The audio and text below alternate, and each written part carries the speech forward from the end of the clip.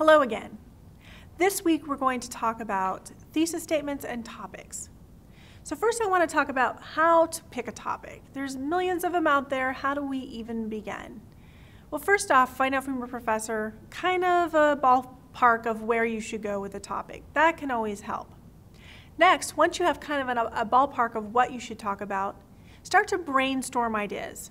Remember in the brainstorming session, there's never any wrong ideas. Everything is okay. So you just write it down, don't try to fix it, don't try to decide it, just start writing out ideas all over a piece of paper, as many as you can, and then start to narrow it down one by one until you get to maybe your top 5, and then from there you might start to do these other things I'm getting ready to talk about.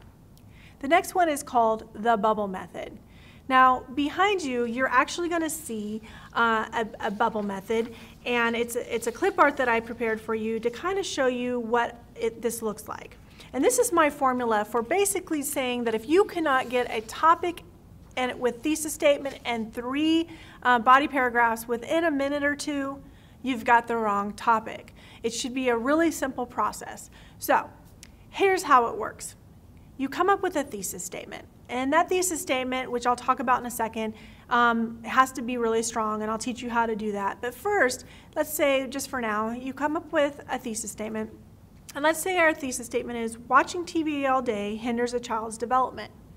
From that, you need 3 things that actually prove that, or that you could write about that. And so my 3 are, it's not a social activity, it teaches violence, and is not a physical activity. So those 3 things would say that it hinders a child's development or hurts a child's development.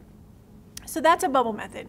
It's just a circle with 3 lines that basically helps you outline your concept, your topic. So bubble them, and after you bubble them, that will help you determine whether or not that's going to be an easy topic.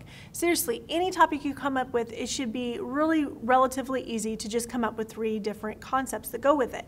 In a live classroom, I actually have students do this with me, and I show them within a minute or 2, you have your entire outline and ready to go to write your entire paper. So start with the bubble and see where you can go from that. Next, start to research your topic. On each of these, are you able to find any research on it? If the answer is no, you might want to consider a different topic. I actually had a student years ago who wanted to write on the Coronado Bridge.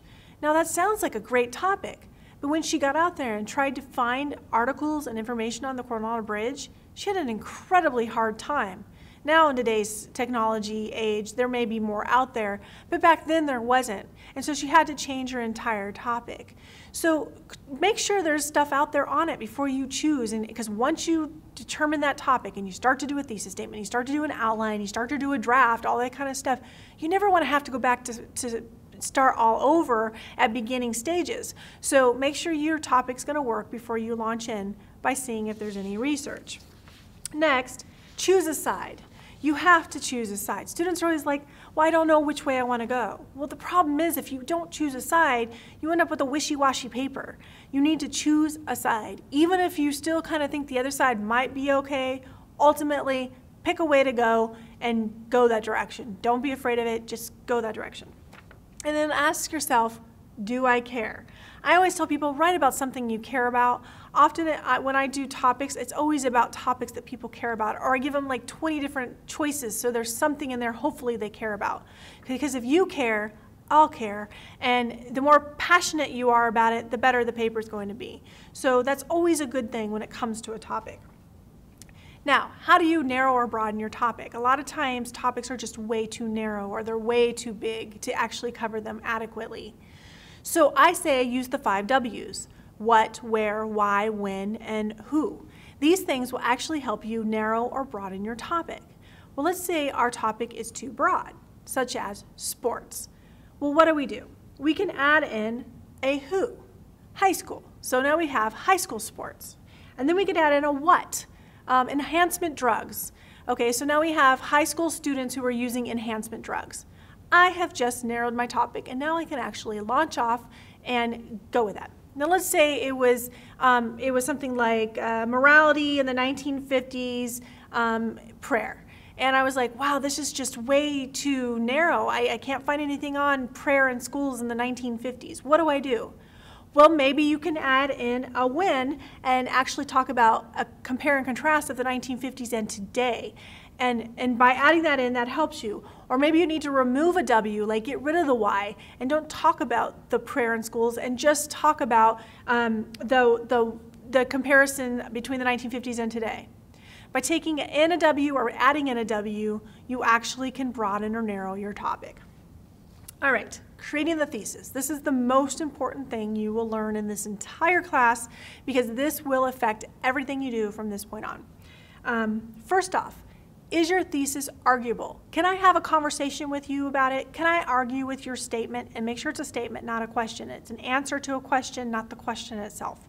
So, is it arguable? Can we have a conversation? Secondly, what's your opinion about this?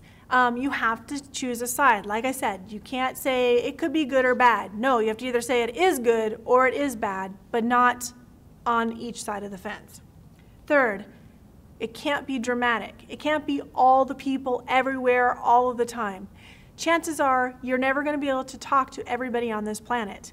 So unless it's something that, like Scripture, where it says everybody has fallen short of the glory of God, you cannot use everybody, all the time, everywhere. That's dramatic. Stick to what is really true. Next, has to stand alone. Your thesis statement must be able to stand by itself. It can't point back to your introduction, say, so for these reasons. No, you have to actually say what those reasons are or what we're talking about. Your thesis statement should be able to be plucked out of your paper and put into a piece of paper by itself and still make sense. If it doesn't make sense by itself, it's not a strong thesis statement, so keep working on it. And then lastly, it has to be the last sentence of your introduction. That is what you want to have always. That's where we look for it, so that's where it needs to be. So here's about your thesis statement. Everything points to it. I told you about the formula with the bubble. So you draw a circle at the top, write your thesis statement inside, draw the 3 lines as I showed you, and then each of those lines become a body paragraph, which we'll learn about later. So each of these become your topic sentence for your final paper, and that's the formula. So that's your topic and your thesis statement. I hope you do really well with it, and if you have any questions, you can always ask your professor. We'd love to help you. Have a great day. God bless.